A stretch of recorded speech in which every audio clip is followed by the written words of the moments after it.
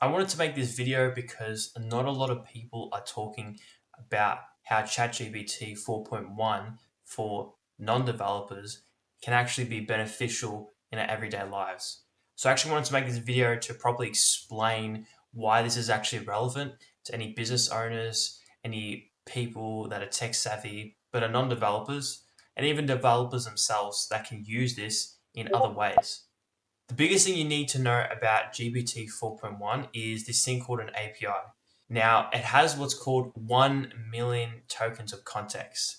So imagine feeding 8 novels into ChatGPT. It has a way bigger context window. So instead of typing, hey, can you give me a list of recipes that I can use for dinner tonight? You can give it a bucket load of context, unlike anything else or any other actual, Gemini or a Perplexity. There's nothing that big of a window that you can. So it's absolutely insane. On top of this, obviously it's going to be cheaper. So for all the developers who make your apps or use any of your AI, CapCut, all that stuff, that means that it's going to be getting cheaper and cheaper. So let's give you one example. Another one is when reading and writing contracts. So traditionally, you can read a contract, it may take you 30 minutes, and you want to thoroughly look through it. But what if that wasn't the case? Well, with GPT 4.1, it only takes like a minute, right? And because of the big context window, which is basically I can put way more text into the chat function, it's going to be a lot easier. So let me actually show you. So here is actually what the platform looks like.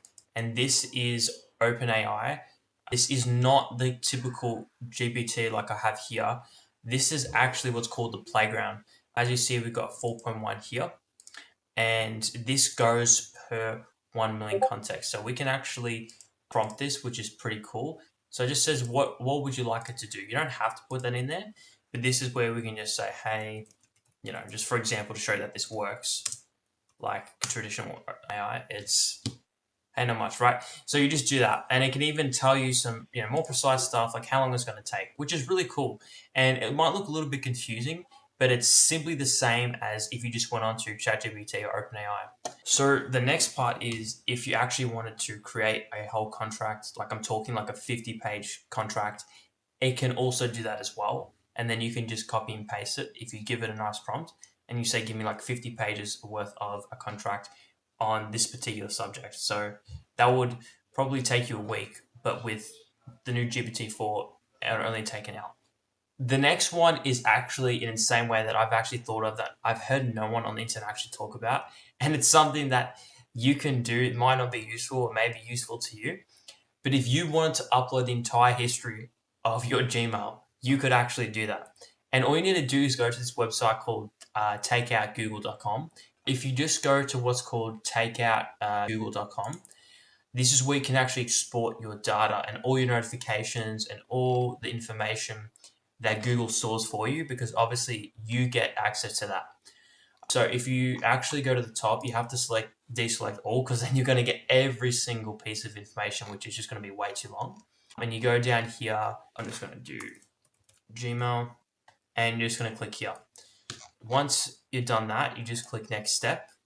You can send a link via the email or the zip file, and you can even do the file size if it's too large, and then simply click create export. I'm not going to do that because it's going to be way too long, but that's actually how you do it.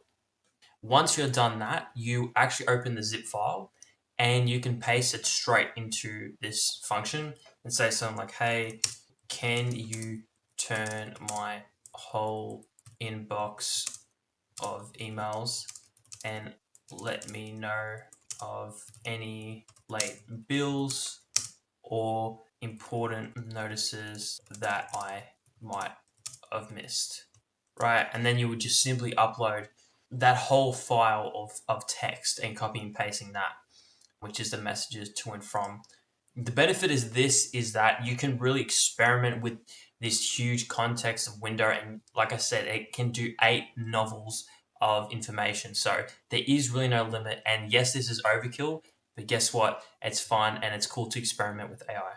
Lastly is actually something that you may or may not have heard of, but it's actually pretty cool in my own opinion. If you've ever invested in any company, whether that's stocks or maybe it's even Bitcoin or something like that, you have what's called like an investor's letter or like the company letter. And this is something that's actually important that will recap all of the important notes and determine if the stock is going up or down based on if there's a good thing or bad thing that come out of it, right? So if we go here, which is in Australia, this is one of the biggest companies in Australia, and we're just on the company's website right now, and it'll be the letter to the investor, which, like you see, annual report here. This one's a lot larger, and we can just do the annual report. If you click that, what you'll see is it's like a massive like document. Like it's literally like, oh god, I don't know. Like it's massive, right? And like no sane person is actually going to look at all of this at once. What you can do is you could simply just you can copy and paste like every piece of information in here, right? Like you can go down and essentially just copy and paste it. I mean, that's one way. You can potentially also upload it, though I haven't tried with this. Oh, you can. So you can actually upload the file. So we can literally just go copy, paste, and there you go. Upload the file. Like, can you summarize if BHP was making more money than last financial year in terms of growth and being an investor?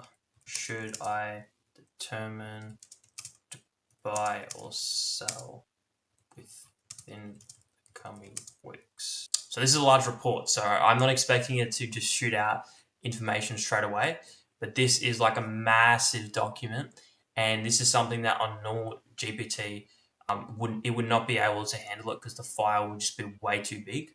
That's why we've actually placed it in here.